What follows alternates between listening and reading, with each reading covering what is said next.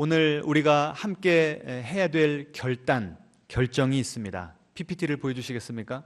오늘 그 성경 본문에 입각해서 그 그로셜 목사님이 미리 결정하라 라고 하는 책에서 이런 문구들을 넣어놨습니다. 같은 내용을 다르게 표현한 건데요, 우리 같이 한번 읽어보겠습니다. 나는 하나님을 최우선으로 섬길 것이다. 나는 하나님께 온전히 헌신할 것이다. 나는 하나님 중심으로 삶을 정돈할 것이다. 여러분, 읽으시면서 아멘이 나오십니까? 그러면 참 좋겠어요. 근데 어떤 분들은 내가 이렇게 살 수 있을까? 약간 꺼려지고 이런 좀 다양한 반응이 나올 수 있을 것 같습니다. 여러분, 왜 우리가 하나님을 최우선으로 섬겨야 할까요? 왜 이런 부담스러운 이 명령, 이 가르침을 우리가 받아들이고 실천해야 될까요?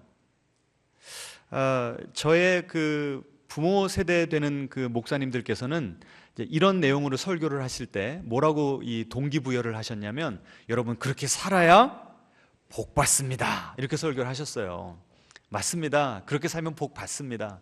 그런데 더 근본적인 이유가 있습니다. 왜 우리가 하나님을 우리 인생의 가장 소중한 존재로 모시고 살아야 되는가? 하나님께서 처음부터 우리를 창조하실 때 그렇게 창조하셨기 때문입니다. 믿으십니까? 여러분, 요새 기름값이 좀 올랐죠? 기름값 부담스럽다고 여러분 운전하시다 기름 떨어지면 물 집어넣으면 됩니까? 안 됩니까? 그럼 차 망가지죠. 어렸을 때 그 슈퍼맨 영화를 보고 막 마음이 설레서 빨간 망토를 거치고 높은 곳에서 떨어지면 하늘을 날게 됩니까? 아니죠. 떨어지면서 뭘 느낍니까? 중력이 작용하고 있구나, 이걸 느끼지 않습니까?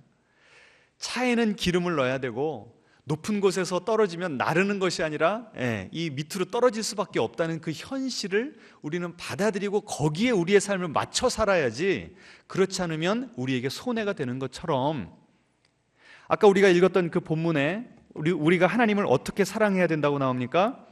내 마음을 다하고 목숨을 다하고 뜻을 다하여 하나님을 사랑하라. 하나님을 내 인생의 가장 소중한 존재로, 내 인생의 그 프라이어리티, 이 우선순위를 따졌을 때 맨 위에 올라가는 그런 인생을 살아야 된다. 이것은 우리에게 부담을 주시려는 것이 아니라 원래 그렇게 살아야 가장 행복하고 가장 자연스럽고 그렇게 사는 것이 당연한 것이다 라고 우리에게 말씀하고 계신 것입니다. 여러분, 우리가 이렇게 하나님을 인생의 중심에 놓고 살면요, 모든 어그러졌던 관계들이 제자리를 찾아가면서 질서가 회복되기를 시작합니다. 자, 이걸 구체적인 도표로 좀 보여드리기를 원합니다. 자, 우리는 이 세상에 태어나면서 4가지 관계를 맺으면서 지금까지 살아왔습니다. 가장 중요한 누구와의 관계죠? 하나님과의 관계입니다. 그 다음은 나 자신과의 관계, 그 다음은 공동체와의 관계, 그 다음은 세상과의 관계. 이 4가지 관계를 가지고 살아가는데, 우리는 자연인 하나님을 만나지 않고 거듭나지 않으면 이 4가지 관계가 다 깨져 있습니다. 그런데 하나님께서 우리를 창조하셨고 하나님께서 예수 그리스도를 통하여 우리의 죄와 죽음의 문제를 해결해 주심으로 우리를 하나님의 자녀 삼으셨다는 것을 받아들이면, 그리고 그 하나님을 가장 소중한 존재로 여기기 시작하면 누구와의 관계가 먼저 회복이 되기 시작합니까? 하나님과 우리와의 관계가 회복됩니다. 그러면 그 관계를 중심으로 모든 다른 어그러졌던 관계들이 회복되기 시작합니다. 자, 가장 먼저 나와 나 자신의 관계가 회복돼요. 여러분은 스스로를 보실 때 마음에 드세요? 마음에 드세요? 저도 제 자신을 거울을 보면 좀 못마땅할 때가 좀 많습니다. 그런데 하나님을 내가 가장 소중한 존재로 여기면 내가 내 자신을 평가하는 게 중요할까요? 하나님이 나를 어떻게 보시는가가 중요할까요? 전자예요, 후자예요? 후자죠. 그러면 내가 내 자신을 바라보는 관점이 바뀌게 되는 겁니다. 그 내적 치유로 유명하신 크리스티 킴 선교사님이 계세요. 이분이 어렸을 때 부모님이 이혼하시고 할머니 밑에서 크면서 마음에 상처가 많았던 분이었습니다.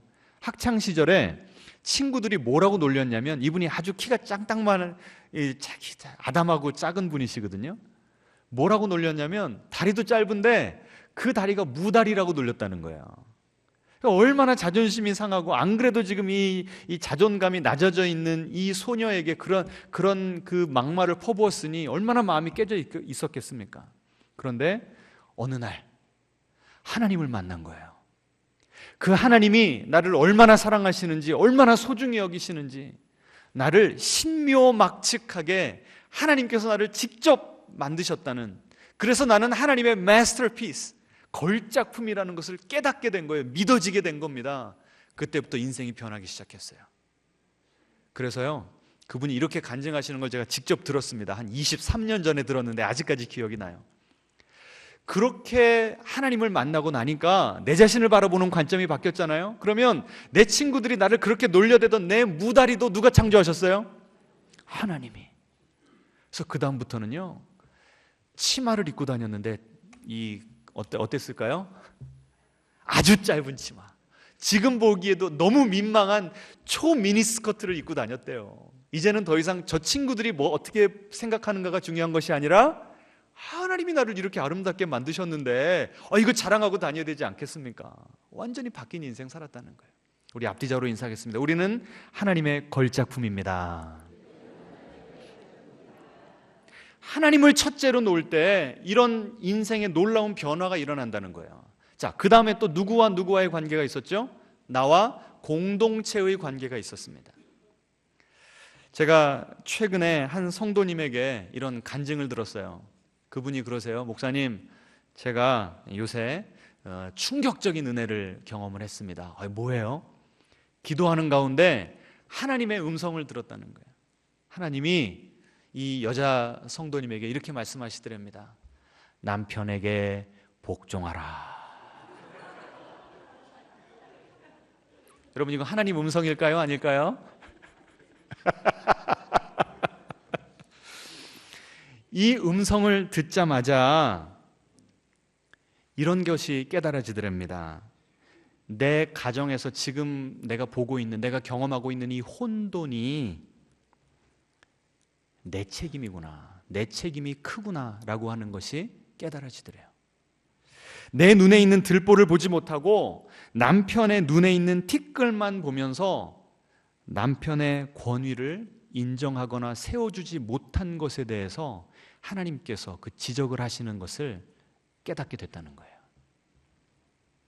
그래서 하나님 앞에서 회개하고 결단한 후에 남편에게 찾아가서 그 내용을 그대로 말해주었다고 합니다. 하나님이 당신을 우리 가정의 머리로 세워주셨는데 내가 그걸 인정하지 못했다고, 그래서 참 내가 미안하다고. 여러분, 이 말을 들은 남편의 기분이 어땠을까요? 예? 하늘을 날아가는 거죠. 그래서 얼마나 좋았던지 평소에는 그렇게 하기 싫어서 죽어라고 안 했던 설거지를 신나게 했다는 거예요. 제가 최근에 통화했거든요.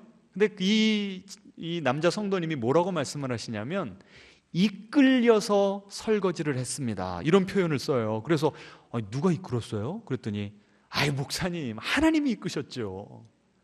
와, 여러분, 놀라운 간증 아닙니까?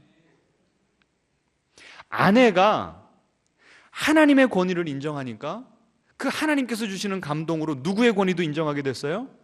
남편의 권위를 인정하고, 남편이 그 권위를 인정받으니까 나도 누구의 권위를 인정하게 됐어요?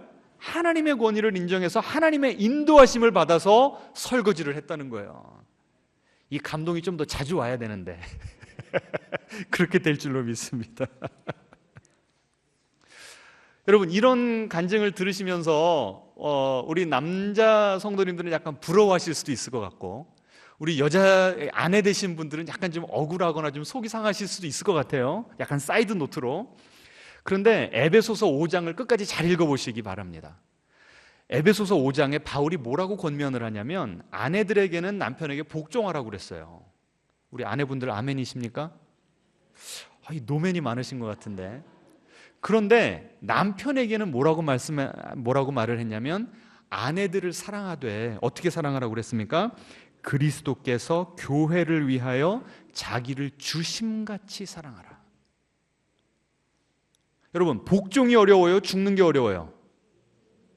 그럼 누가 손해예요? 그러니까 여성분들도 너무 억울해 하실 필요 없고 남성분들도 마냥 좋아하시지는 마시라는 겁니다. 아멘?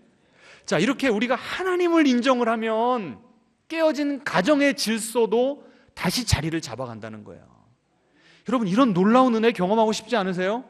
이미 우리 가운데 그런 경험하고 있는 분들이 계시다는 것이 저에게는 얼마나 큰 기쁨인지 모릅니다. 자, 마지막으로 또 누구와의 관계가 있다고 그랬죠? 나와 하나님, 나와 나와 공동체, 나와 세상과의 관계가 있다고 그랬죠. 너무 큰 개념이기 때문에 일이라고 하는 관점에서만 좀 봅시다. 우리가 잘 알고 있는 그 원종수 권사님의 간증이 아직도 제가 기억이 나는데요. 이분이 서울 의대를 졸업하시고 이제 미국으로 유학을 가셔서 미국에서 암 전문의가 된 겁니다. 그리고 이제 너무 실력이 뛰어나고 성실하게 환자들을 잘 돌보니까 병원 원장이 되었고 그 병원이 너무 잘 되는 겁니다. 그러니까 옆에 있던 라이벌 병원이 장사가 안 되는 거예요. 운영이 잘 안 되는 겁니다. 그래서 그쪽 대표들이 만나자고 그래서 헐값에 팔 테니까 그냥 좀 사가라고, 이 병원까지 맡으라고 그렇게 제시를 했답니다. 그래서 이 원종수 권사님이 하나님께 이 문제를 가지고 가서 기도를 한 거예요. 하나님, 이런 좋은 기회가 왔습니다. 이걸 내가 받아들이면 더 많은 돈을 벌 것이고, 그럼 내가 주님께 더 많은 헌금을 할 수 있을 것이고, 하나님의 일을 더 아름답게, 더 영광스럽게 할 수 있을 것입니다. 하나님께 설득을 했답니다. 하나님께서 뭐라고 그랬는 줄 아세요? 네가 병원 하나를 더 맡으면 지금보다 더 바빠질 것이다. 네가 더 바빠지면 나와 보낼 수 있는 시간이 더 줄어들 것이다. 그래서 나는 네가 그 병원 맡는 것을 원하지 않는다. 그래서 받아들이고 그 제시에 노했다는 거예요. 여러분, 만약에 받아들였으면 어떻게 됐을까요? 이 원종수 권사님은 더 일 중독에 빠졌을 것이고, 자칫 잘못하면 돈을 지배하는 인생이 아니라 돈의 지배를 받는, 돈을 우상으로 섬기는 그런 인생을 살 수도 있었는데, 누구를 인생의 가장 중요한 분으로 두었기 때문에? 하나님을. 그래서 건강하게 일과 세상과의 관계도 아름답게 그 하나님께서 주신 그 경계 안에서 아름답게 관계를 맺으며 살 수 있었다는 것입니다. 여러분, 이렇게 이 네 가지 관계가 다 아름답게 조화를 이룬 상태를 가리켜서 히브리어로는 샬롬이라고 합니다. 우리 앞뒤자로 인사하겠습니다. 샬롬을 누리시기 바랍니다. 여러분, 이런 풍성한 인생 좀 살고 싶지 않으세요? 내가 내 자신을 볼 때 사랑스러워지고, 내 가족과의 관계, 내가 만나는 다른 사람, 이 공동체와의 관계가 더 돈독해지고, 세상에서도 하나님께서 나에게 맡겨주신 그 사명이 무엇인가를 알고서 기쁨으로 그 경계를 지켜가면서, 내 건강을 지켜가면서, 일이 내 우상이 되지 않으면서 잘 살아가는 이런 풍성한 삶을 누리고 싶지 않으십니까? 아멘. 그러려면 어떻게 해야 된다고요? 하나님을 최우선으로 섬겨야 된다는 거예요. 앞뒤적으로 다시 한번 인사하겠습니다. 하나님을 최우선으로 섬기시기 바랍니다. 자, 그러면 우리가 정말 그렇게 살고 있는가 한번 테스트를 해보겠습니다. 보여주십시오. 내가 하나님을 우선순위로, 하나님을 내 인생의 중심에 두고 살고 있다는 그 테스트, 증거가 무엇인가? 첫 번째, 뭡니까? 내 마음이 어디에 있는가? 여러분, 하루 종일 바쁘게 살아가면서도 계속해서 생각하는 것이 있어요. 그럼 제가 연애할 때요, 학교에서 수업을 할 때나 카페테리아 가서 밥을 먹을 때나 제가 누구를 생각하고 있었을까요? 그 성희 자매를 제가 생각하고 있었습니다. 내가 사랑하는 대상을 계속해서 우리는 묵상할 수밖에 없어요. 여러분은 이번 한 주 사시면서 무엇을, 누구를 가장 많이 생각했습니까? 가장 깊이 묵상했습니까? 여러분의 돈입니까? 무엇입니까? 그것이 여러분의 신이에요. 정말 내가 하나님을 사랑한다면 우리가 하나님을 더 자주 생각하는 것이 맞습니다. 아멘. 돈을 어디에 쓰는가? 이건 제가 몇 주 후에 설교를 하도록 하겠습니다. 어떻게 결정하는가? 한번 따라해 보시겠습니까? 결정하고 기도하지 말고 기도하고 결정해야 됩니다. 많은 성도님들이요, 후회해요. 그냥 먼저 일을 저질러 버려요. 뭐 사업이든 뭐 집이든 어떤 중요한 결정을 할 때 내 인간의 이성으로 하고 여러 군데 조언을 받아서 일을 저질러 버린다고요. 그 다음에 하나님께 가서 하나님 복 주세요라고 기도합니다. 이거 잘 된 겁니까? 잘못된 겁니까? 예? 잘못된 거죠. 순서를 어떻게 해야 돼요? 순서를 바꿔야 돼요. 뭘 먼저 해야 됩니까? 기도를 먼저 해야 돼요. 아까 그 원종수 권사님처럼 병원을 헐값에 사들이라고 하는 그 솔깃한 제안에도 불구하고 당장 일을 저지른 다음에 기도한 것이 아니라 어떻게 했다고요? 이렇게 하는 것이 맞습니까? 하나님께 먼저 여쭤봤다는 거예요. 앞뒤자로 다시 인사하겠습니다. 결정하고 기도하지 말고 기도하고 결정합시다. 이거 여러분의 인생을 바꿔놓을 수 있는 너무나 중요한 얘기입니다. 그 다음에 네 번째로 시간을 어떻게 사용하는가. 이건 제가 좀 이따가 이제 말씀드릴 겁니다. 무슨 일에 마음이 아픈가. 내가 정말 하나님을 중요하게 생각하면요, 하나님이 이 세상을 보시면서 가슴 아파하시는 그 내용에 대해서 나도 가슴 아파하게 돼요. 하나님이 이 세상을 보시면서 기뻐하시는 것에 대해서 나도 기뻐하는, 하나님과 내가 혼연일체가 되면 하나님이 정말 내 인생에 이렇게 소중하신 분이구나 라고 하는 증거라는 거예요. 자, 여러분, 이 5가지로 봤을 때 여러분은 정말 하나님 사랑하십니까? 여러분의 마음과 목숨과 뜻을 다하여 여러분의 가진 모든 것으로 하나님을 그렇게 사랑하고 계십니까? 저도 이 설교를 준비하면서 얼마나 도전이 되고 회개가 나오는지 모릅니다.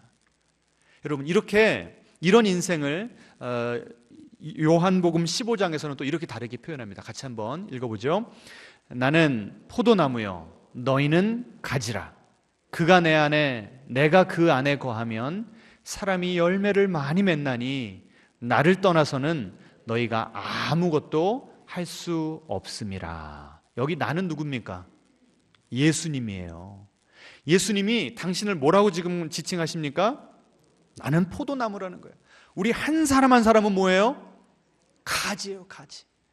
우리가 아침부터 저녁까지, 월요일부터 토요일까지 그렇게 열심히 불철주야 뜁니다.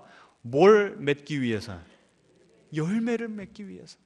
그런데 여러분, 풍성한 열매 맺는 비결은 딱 하나라는 거예요. 이거 하나만 하면 열매를 맺는 거고, 이거 하나를 못하면 아무 열매도 맺을 수 없다는 거예요. 뭐 아니면 도라는 거예요. 그게 뭡니까?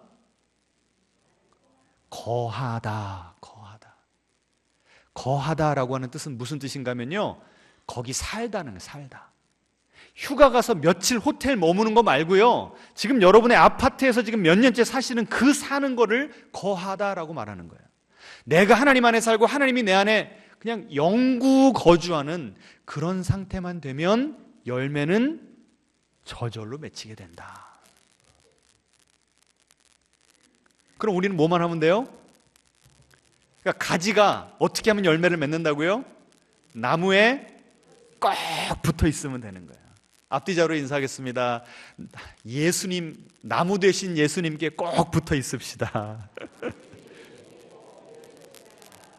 그거 놓으면 우리가 아무리 열심히 일해도 지금 당장은 무언가 지금 내 손에 잡히는 게 있는 것 같아도 나중에 인생 돌아보면 남는 게 아무것도 없는 인생이라는 거예요. 혼돈과 공허가 우리 인생의 키워드가 돼버린다는 겁니다. 정말 중요한 걸 놓치고 사는 크리스찬들이 얼마나 많은지 모릅니다. 자, 그러면 어떻게 해야 우리가 하나님 중심의 삶을 살 수가 있는가? 아까 그 5가지 영역이 있었죠. 그 하나를 다 자세히 살펴봐야 되겠지만 오늘은 시간 관계상 그 시간이라고 하는 영역 하나만 좀 보기를 원합니다. 자, 우리가 일주일을 살아가면 그 일주일이 총 몇 시간이죠? 24 곱하기 7 하면 보여주세요. 168시간이 우리 모두에게 동일하게 주어졌습니다. 그런데 대부분은 우리 대다수는 하루에 몇 시간 정도 잡니까? 87에 56, 3분의 1을 잠자는 데 써요. 그리고 이건 이제 미국 통계인데 한 8시간 정도를 학교에서 보낸답니다. 근데 여러분은 좀 더 긴 시간을 직장에서 보내시죠? 약간 다를 수 있어요. 하지만 대략 3분의 1. 그러면 우리에게 남는 시간은 얼마밖에 없습니까? 나머지 56시간밖에 없는 거예요. 그런데 통계를 내보니까 소셜미디어, 핸드폰 보는 시간이 몇 시간이더라? 이게 평균이 17시간이에요. 제 핸드폰은요, 매주 주일 아침만 되면 그 주의 통계가 나옵니다. 제가 핸드폰을 몇 시간 썼는지, 어떤 어플에 몇 시간을 할애했는지가 딱 이 도표로 나와요. 여러분 핸드폰도 그렇지 않습니까? 안 그래요? 한번 그거 여러분 좀 알아보세요. 통계를 내보시라니까요. 어마어마한 시간을 우리가 핸드폰에 지금 스크린 타임에 보내고 있어요. 그러면 17시간보다 훨씬 더 많지만 일단 17시간이라고 따지면 나머지 다양한 활동, 뭐 자녀들 밥해 먹이고 학원 데려다 주고 뭐 친구들 만나고 헬스장 가서 운동하고 이런 다양한 것들을 다 합치면 38시간. 그럼 몇 시간 남아요? 몇 시간 남아요? 1시간. 그 남는 시간을 누구에게 드립니까? 하나님께 드리는 거예요.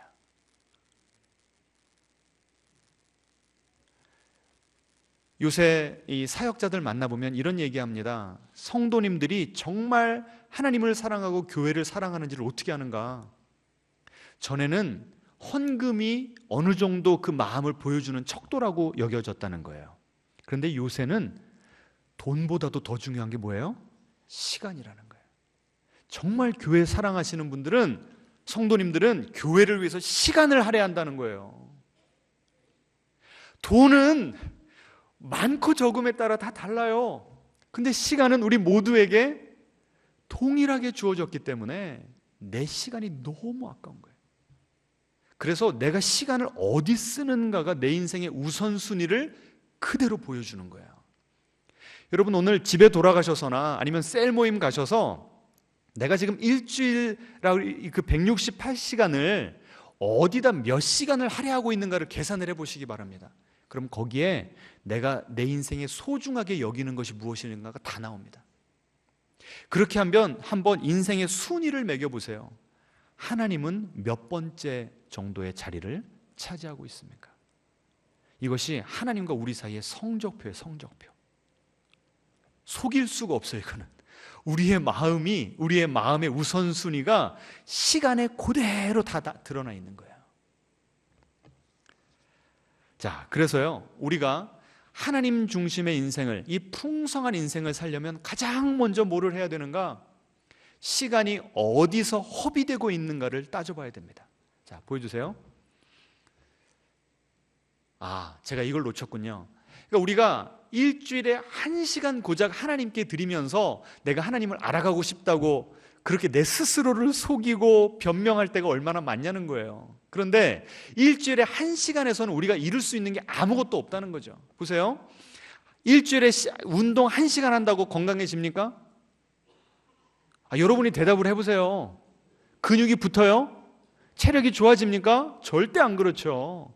일주일에 적어도 3번에서 5번 정도는 운동을 하고 그 정도 내가 헌신을 해야 내가 바라는 건강이라고 하는 결과가 주어지지 않습니까? 일주일에 1시간만 배우자와 함께하면 행복한 가정을 꾸릴 수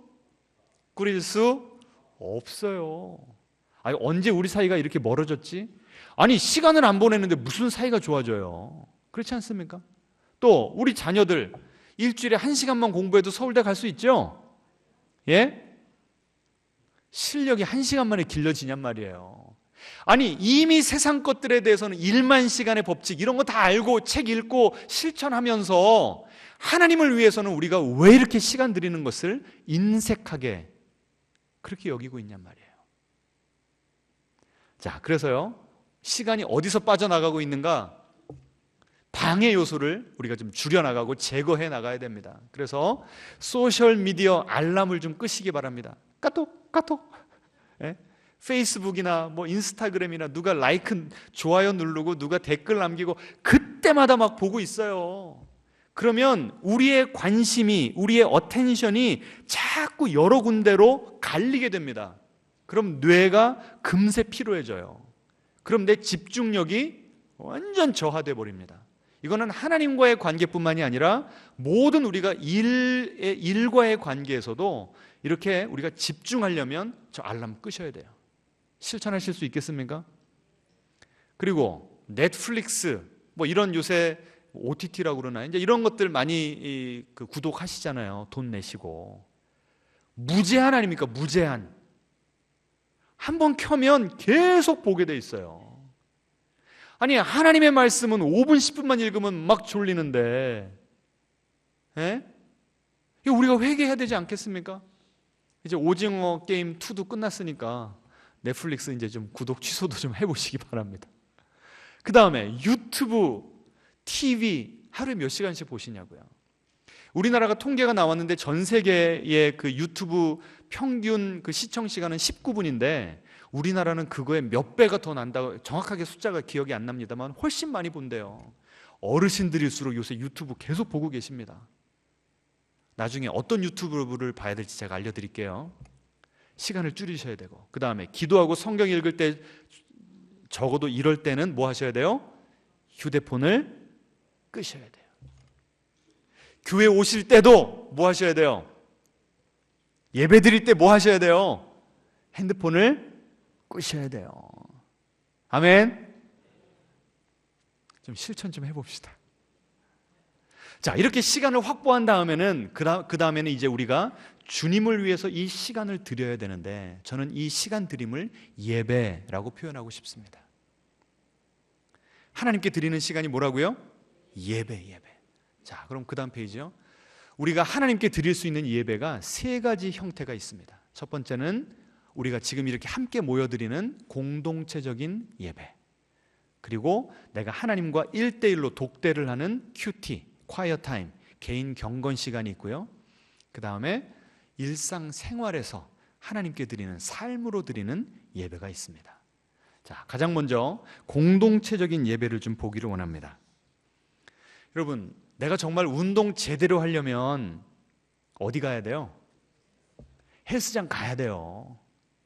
헬스장 가면 벌써 운동하는 분위기잖아요. 여기저기서 막 몸 좋은 사람들이 하면 나도 동기부여가 되거든요. 혼자서 집에서 홈트 하려면 아주 이 굳센 의지를 가진 사람이 아니면 하기 힘듭니다. 마찬가지로 하나님을 만나려고 해도 함께 으쌰으쌰 와서 찬양하고 말씀 듣고 뜨겁게 부르짖을 때 하나님의 임재를 더 농축된 하나님의 임재를 강하게 경험할 수가 있는 거예요. 그래서 여러분, 이 공예배를 놓치지 마시기를 바랍니다. 왜 아멘 소리가 적으세요? 168시간 중에 지금이 1시간 보냈다고 나는 이제 하나님께 할 일 다 했다 체크하시면 안 된다니까요. 그걸로 모자라요. 하나님이 여러분을 지금 만나기를 원하시는데요.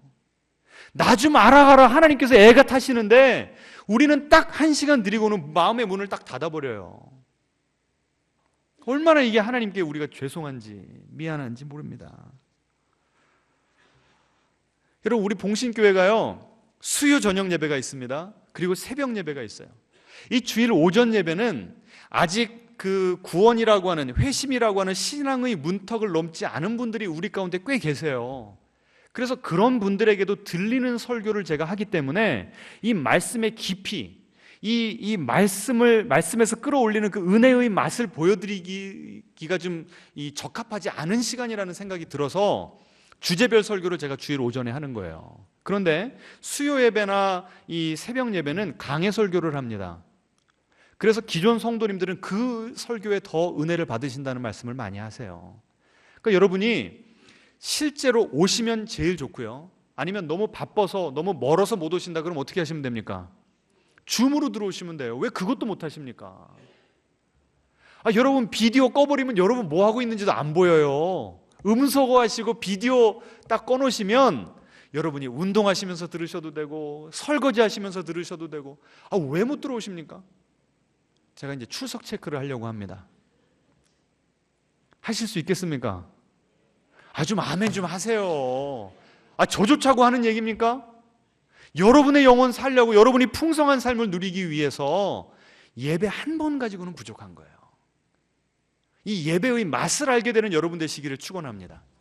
자, 두 번째가 바로 개인의 경건 시간입니다. 하나님을 1대1로 만나는 시간이에요. 여러분이 이제 내가 그래야 되는 건 알겠는데 그 시간에 뭐를 해야 됩니까? 잘 모르시는 분들을 위해서, 그리고 굳이 핸드폰을 그렇게 많이 사용하셔야 된다면 핸드폰으로 할 수 있는 경건 시간 몇 가지를 제가 좀 알려드리려고 합니다. 보여주시면, 이 구글 플레이 스토어에 들어가시면 성경 통독, 성경 암송이라고 하는 주제어만 쳐도 저렇게 다양한 앱들이 나옵니다. 이미 저런 앱들이 다 개발이 되어서 우리가 마음만 먹으면 얼마든지 성경 읽을 수 있고요, 성경 암송할 수 있어요. 뭐가 없어요? 뭐가 없어요? 기술이 부족하거나 방법을 모르는 게 아니에요. 마음이 없어요. 마음이. 지금 우리 봉신교회도 이미 지금 우리 여전도회 가운데 성경 통독, 성경 암송반이 벌써 올해부터 시작이 됐어요. 얼마나 지금 뜨겁게 진행 중인지 모릅니다. 근데 너무 고무적인 것은 뭐냐면 그 부모만 하는 게 아니에요. 자녀들과 같이 하는 겁니다. 그래서 제가 잠깐 우리 자녀들이 성경 암송한 거를 들려드리겠습니다. 한번 들어보시기 바랍니다. 하나님이 세상을 전사에 나사 덧전다에 주셨으니 이는 들으면 자마다 외면하지 않더 연전을 얻게 하여 하시니라. 요한복음 3장 16절 말씀 태초에 말씀이 되시니라. 이 말씀이 하나님 나한테 되셨으니 이 말씀은 곧 하나님이시냐. 요한복음 1장 1절 말씀 내가 진실로 너희에게 이르노니 내 말을 듣고 또 나 보내시 이를 믿는 자는 영생을 얻었고 심판에 이르지 아니하나니 사망에서 생명으로 옮겼느니라. 요한복음 5장 24절 말씀. 더 있는데 제가 줄인 거예요. 이 아이가요, 한글을 몰라요. 엄마가 언니랑 하는 걸 보고 왜 나는 안 시켜줘? 듣고서 외운 거예요. 여러분, 하나님이 지혜를 주십니다. 우리 자녀들 이렇게 키워야 되지 않겠어요? 세상적인 가치관, 이 미디어가 우리 자녀들의 이 영혼을 취하기 전에 말씀으로 우리 자녀들의 영혼을 채워야 되지 않겠습니까? 여러분, 우리 부모님들의 이 인생의 우선순위가 우리 자녀들의 인생의 우선순위로 그대로 대물림되는 거 아세요? 지금 여러분이 어떻게 살아가시는가가 여러분 자녀들의 인생까지도 정하는 줄 믿으시기 바랍니다. 여러분, 정말 하나님을 위한 시간을 확보하시기 바랍니다. 성경 일독, 성경 암송 반드시 하시기 바랍니다. 아멘 좀 크게 좀 하시라니까 답답해 죽겠네. 자, 그 다음에요, 또 보여주세요. 이것조차 하기 내가 부담스럽다, 나는 아직 신앙이 그렇게 깊지 못하고 성경 자체를 읽는 게 너무나 힘들다, 그러면 하나님이 다른 사람들을 어떻게 만나주셨는가, 그 간증을 좀 들어보시기 바랍니다. 간증 프로그램 중에 가장 좋고 은혜로운 것이 새롭게 하소서예요. CBS 새롭게 하소서. 유튜브에 다 있습니다. 지금 다 들어가셔서 구독과 좋아요를 눌러주시기 바랍니다. 정말 기가 막힌 간증들이 있어요. 하나님이 저런 상태에 저 사람을 저렇게 만나주셨다면 그 하나님이 나도 만나주시리라. 하나님에 대한 궁금증과 하나님에 대한 열망이 막 솟아올라요. 이게 다 유튜브에 있다니까요. 그 다음 페이지요. 또 내가 성경을 내가 직접 읽기가 힘들다, 아니면 지금 내가 창세기를 읽고 있는데 이 창세기에 대한 좀 가르침을 받고 싶다, 그러면 가장 믿을 만한 성경 가르침이 어디 있냐면 성서학당 CBS. 이 목사님들 가운데서도 송태근 목사님, 김기성 목사님, 이문식 목사님, 이 세 분은요 정말 너무 뛰어난 분들입니다. 넘사벽이에요. 목사가 봤을 때도 넘사벽이에요. 요새 이단의 가르침들이 너무 유튜브에 많아요. 여러분, 조회수 높다고 다 진리의 말씀 아닌 거 여러분 다 아시죠? 가려서 보셔야 돼요. 근데 그 성서학당에 나온 내용들은 너무나 좋습니다. 지금 여러분이 만약에 요한복음을 읽고 계시다, 내가 요한복음에 대해서 더 깊이 공부하기를 원한다, 그럼 유튜브 창에다가 뭐 치시면 돼요? 성서학당 요한복음. 그러면 쫙 나와요. 요새는 정보가 없는 시대가 아니라니까요. 뭐만 있으면 돼요? 마음만 있으면 내가 하나님과 보내는 시간을 통해서 하나님을 얼마든지 내가 알 수가 있는 거예요. 여러분, 제발 좀 이렇게 사시기를 바랍니다. 자, 이렇게 내가 하나님과 이 공동체를 통해서 그리고 하나님과 1대1로 만나게 되면 그 다음부터는 하나님과 손을 붙잡고 세상을 바라보면서 나아갈 수가 있게 돼요. 자, 마지막 인용문 읽고서 이제 설교 마치겠습니다. 같이 읽죠. 예수님과 함께하는 시간을 우선시하면 놀라운 일이 일어난다. 15분이든 60분이든 매일 꾸준히 예수님과 함께하다 보면 그 외의 시간에도 그리스도와 연결되기 시작한다.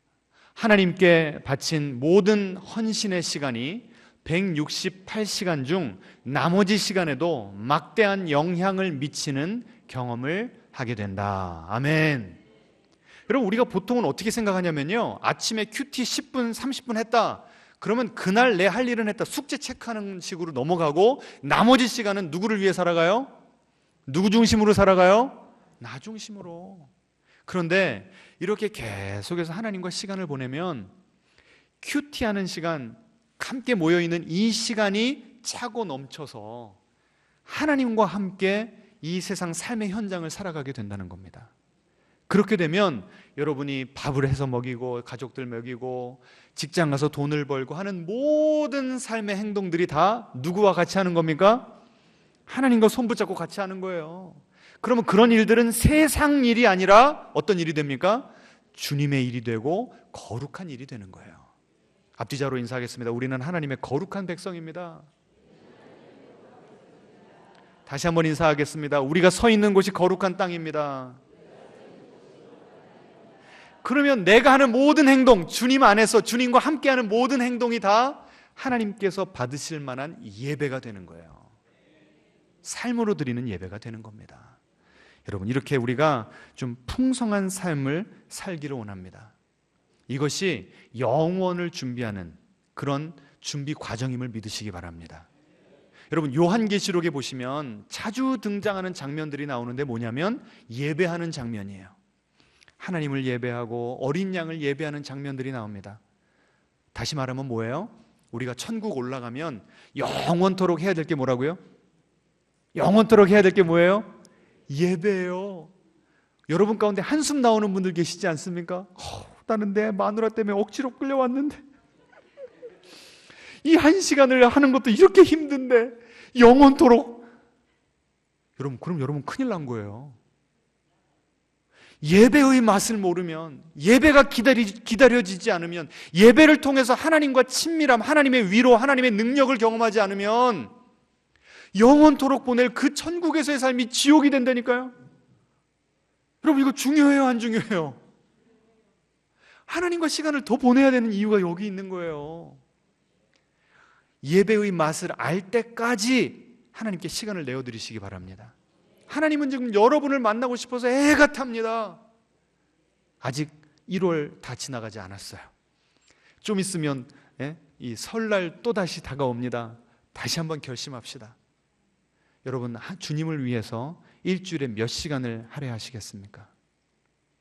결단하는 여러분의 그 결단하고 습관으로 만들어가는 모든 과정 가운데 주님의 놀라운 은혜가 함께 하시기를 축원합니다. 함께 찬양하겠습니다.